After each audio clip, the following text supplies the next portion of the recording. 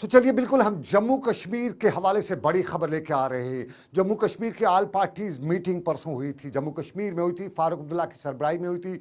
श्रीनगर में फारूक अब्दुल्ला जब पहुंचे तो उन्होंने फ़ौरन जम्मू कश्मीर के हालात पर जो अपनी पार्टी लीडरान से बात की।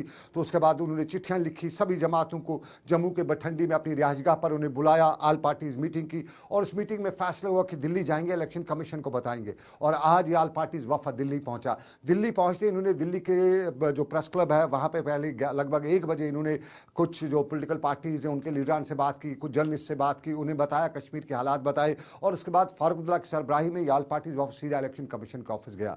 45 मिनट तक की मुलाकात वहां पे हुई। इस 45 मीटिंग की मुलाकात के दौरान मेरी जो कुछ लीडरान से बात हुई उन सब का कहना है कि कंडक्टिव एटमॉस्फेयर में ये बातचीत हुई। लेकिन नचोड़ क्या निकल के आया, क्योंकि नचोड़ पे ही सबसे इंपॉर्टेंट है जम्मू कश्मीर की पॉलिटिकल पार्टीज़ को दिल्ली आना। यहाँ पे मुद्दा मकसद क्या था? मुद्दा मकसद था इंतखाबात का और उसके साथ साथ डिलिमिटेशन, ये जो हमारा जो स्टेटहुड की बात है उस पर था।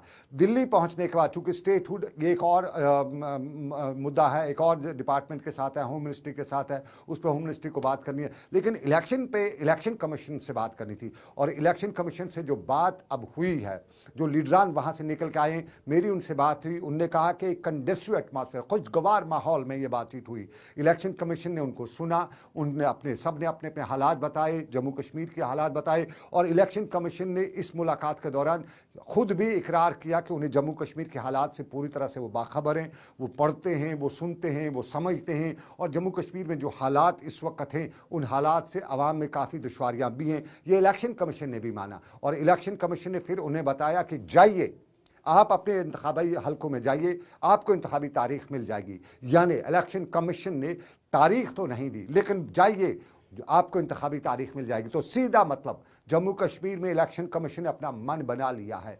अब तक कई बार, पिछली बार भी पीडीपी ने तो सीधा इल्ज़ाम लगाया था कि बीजेपी का ऑफिशियल ऑर्गन है इलेक्शन कमीशन। और ये तब हुआ था जब जम्मू कश्मीर में डिलिमिटेशन कमीशन की रिपोर्ट आई थी और उस पर बड़ा सवाल इलेक्शन कमीशन पे पीडीपी के सदर महबूबा मुफ्ती ने उठाया था। बहुत से लोगों ने सवाल उठाए थे। लेकिन इस वक्त चूंकि पिछले दिनों कानून देश में पास हो चुका है, देश में इलेक्शन कमीशन जो है उसमें अपोजिशन भी जो बनाने में होगा, अपोजिशन भी उसमें रहेगी। तो एक इंडिपेंडेंट इदारा जो है, चूंकि इलेक्शन कमीशन एक इंडिपेंडेंट इदारा होता ही है, लेकिन कभी कभी उस पर एक असर जो है सरकार का रहने का जो था उसको कम करने के लिए जो अभी शुरुआत हुई है, अपोजिशन को भी एक रोल दिया गया है उसमें। तो उसके बाद आने वाले इलेक्शन कमीशन के हवाले से कुछ सवालात उठ रहे थे कि इंडिपेंडेंट वाली बातें होगी या नहीं होगी। इलेक्शन कमीशन ने आज साफ कर दिया कि इंडिपेंडेंट इदारा है, इंडिपेंडेंट फैसला करेगा।